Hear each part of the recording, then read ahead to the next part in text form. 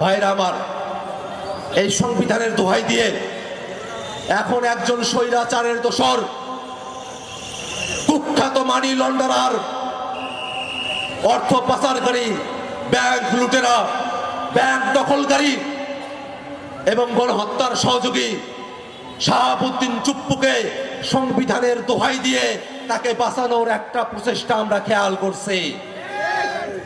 শাহাবুদ্দিন চুপ্পু বলে যারা গ্রেফতারের কথা বলছে তারা 51 অনুচ্ছেদ দেখুক। আবার আমাদের স্বরাষ্ট্রমন্ত্রীও বলে রাষ্ট্রপতিকে তো গ্রেফতার করা যায় না। আমরা বলতে চাই, শাহাবুদ্দিন চুপ্পু পদত্যাগ করার পরেও কি রাষ্ট্রপতি আছে নাকি?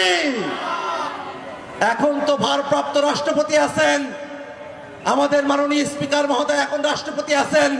সেই রাষ্ট্রপতি যিনি এখন অ্যাক্টিং রাষ্ট্রপতি, যিনি দায়িত্ব পালন করছেন, তাকে তো আমরা গ্রেফতার করতে বলি নাই।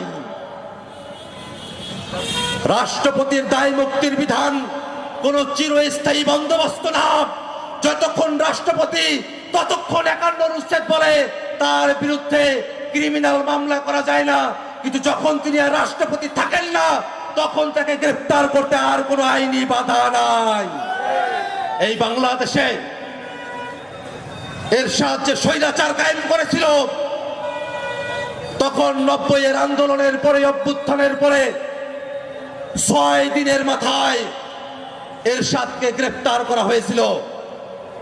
এরশাদ তো রাষ্ট্রপতির পদ থেকে 6 দিনের মাথায় যদি গ্রেফতার হতে পারে, যদি আমাদের অতীতের প্রেসিডেন্স থেকে থাকে, অতীতের যদি নজির থাকে, সে নজির থাকা সত্ত্বেও এমন ধরনের কথা বলা একটা মূর্খতার শামিল। জনগণকে আর মূর্খ করে রাখা যাবে না। জনগণ এটা জানে, এই বাংলাদেশে যারা স্বৈরাচার কায়েম করেছিল তাদের সব থেকে বড় দোসর ছিল এই শাহাবুদ্দিন চুপ্পু।